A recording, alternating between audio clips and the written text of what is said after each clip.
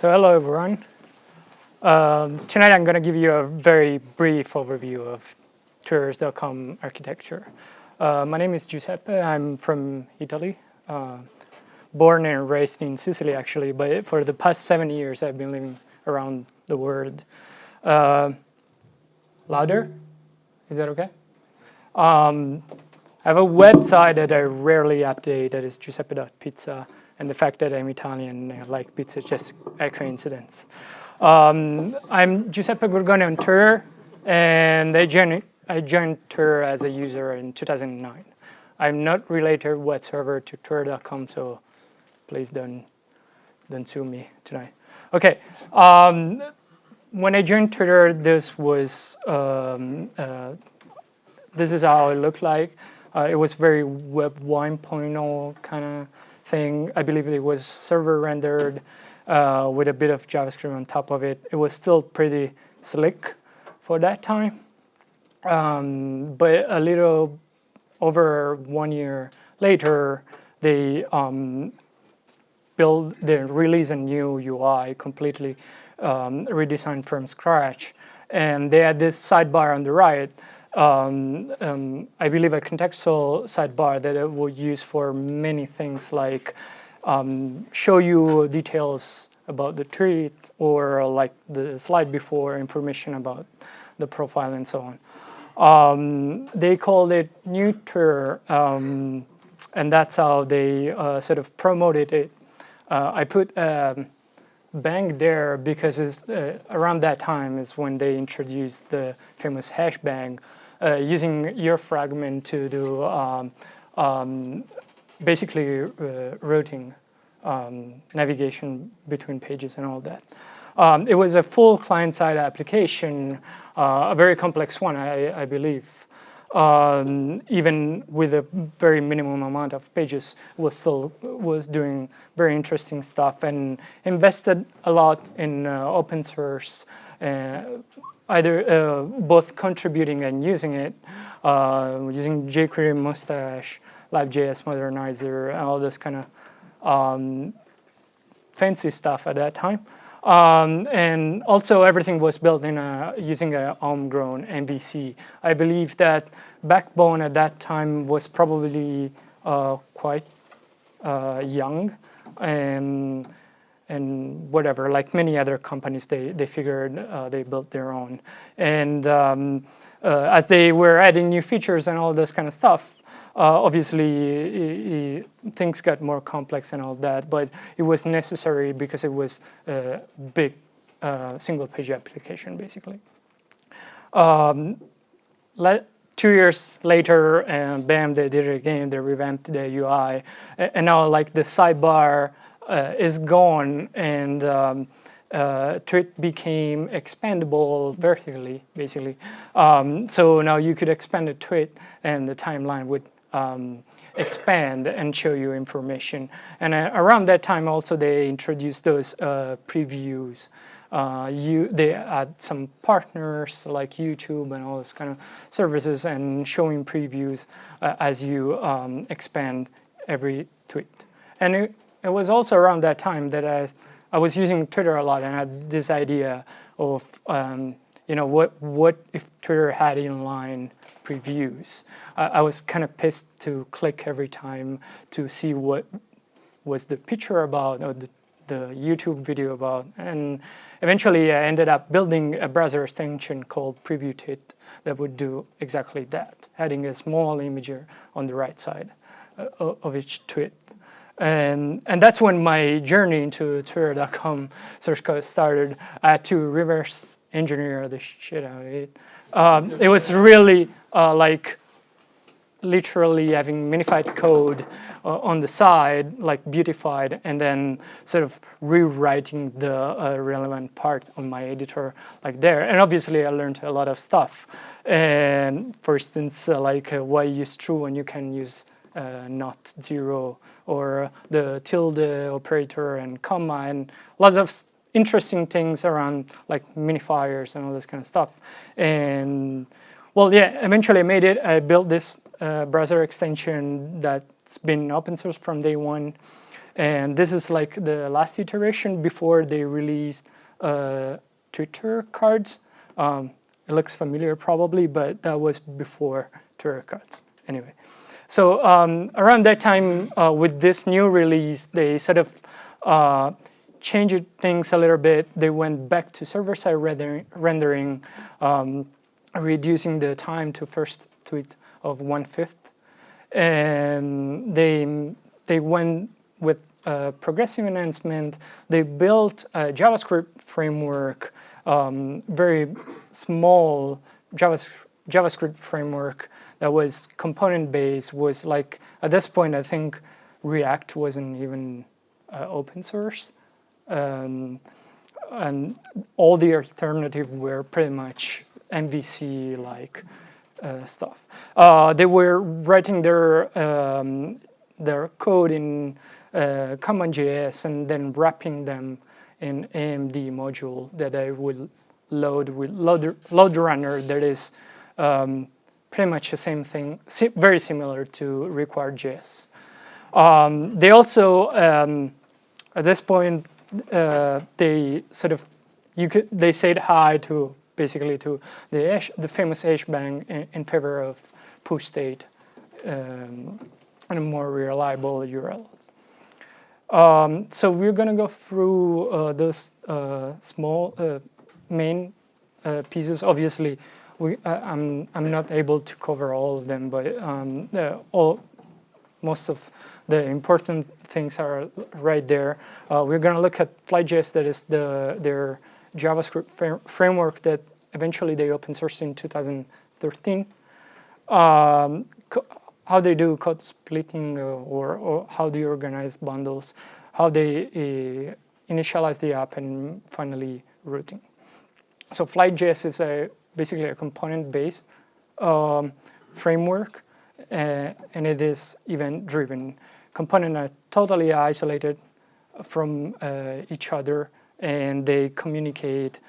They rather express intent by firing events, and something else in the page can subscribe to those events and react in some way. And that means that you could remove one component, the app still works. And when they released this open source, I was like, yo, this is it. I mean, React wasn't even open source, so probably it was about the same times. It was very good. Flight is more like a framework to build frameworks in a way, because it doesn't come with a router or state management libraries and those kind of stuff. You have to build them yourself. But in a nutshell, it's just a constructor function.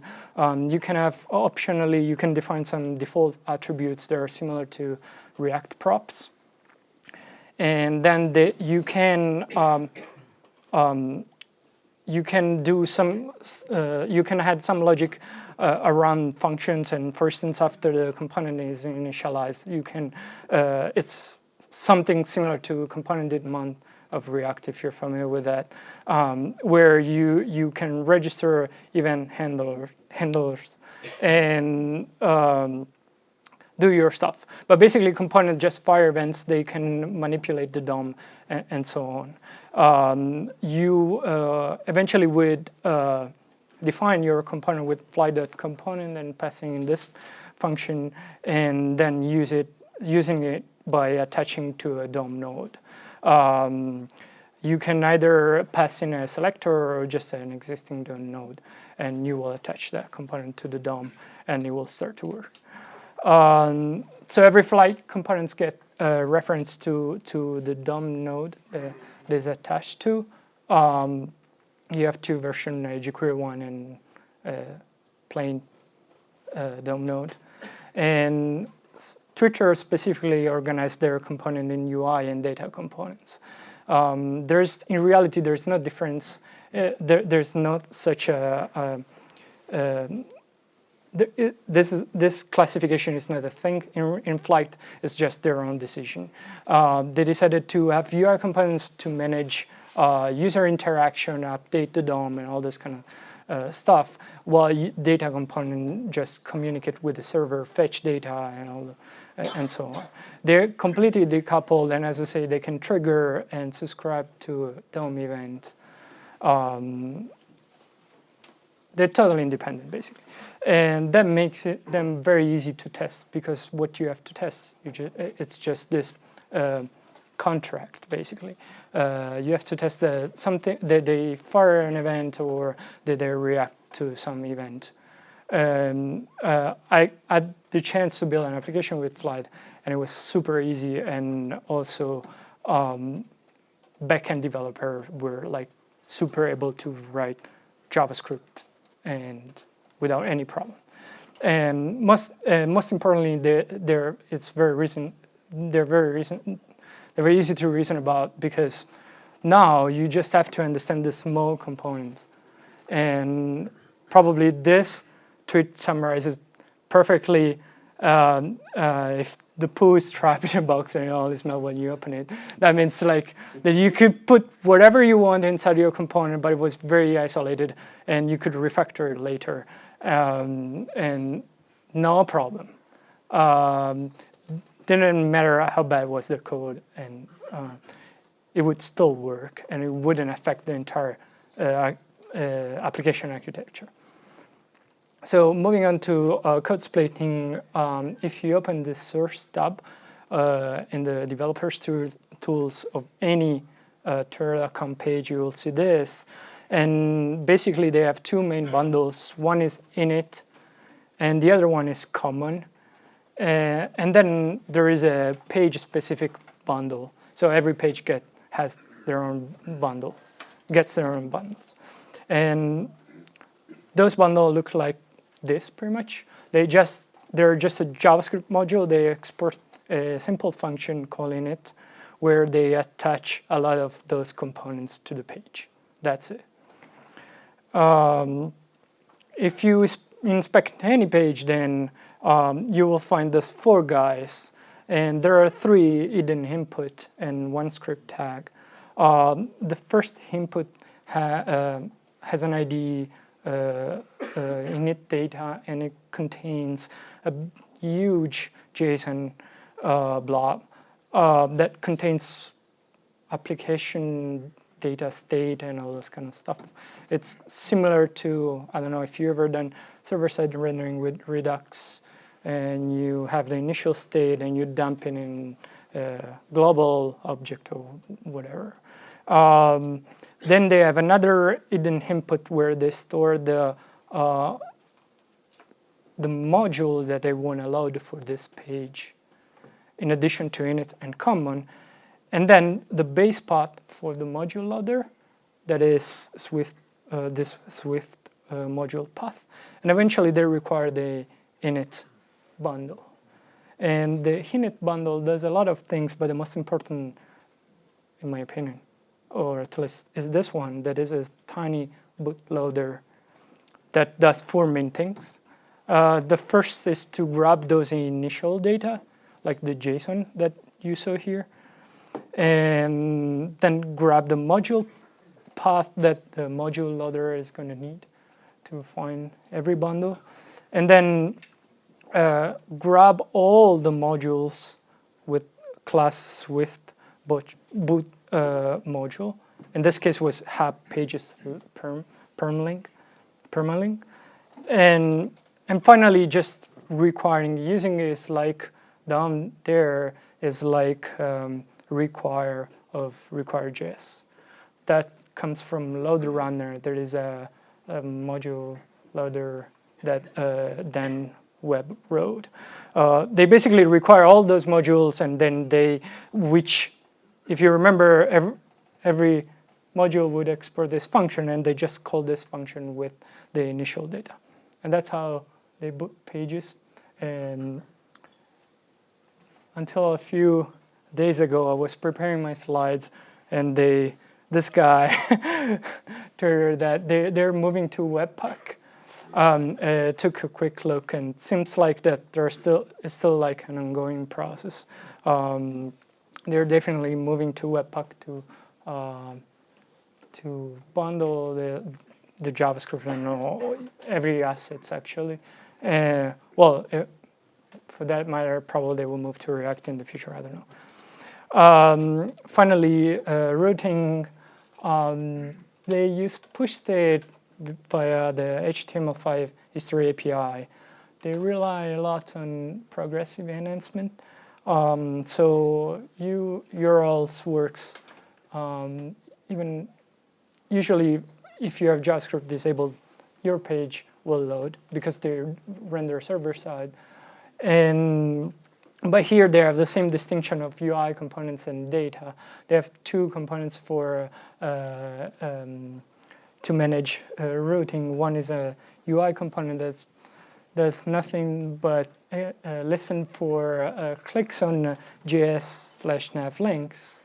Whenever a link happens, he just fires a custom event UI navigate with the information of usually the href of that link. And somewhere else there is a data component who is listening to that event for that who's listening to that event and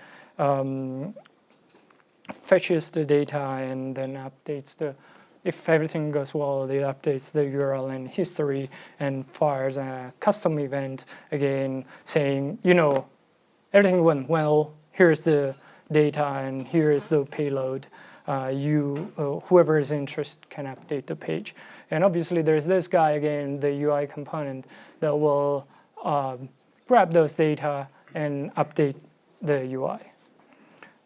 There's a great talk by Todd Klutz that is called Push State to the Future. I did a great job at explaining how all this works.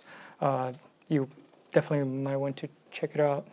But that was whole. Thank you. Yeah, if you have a question, obviously there is a lot more.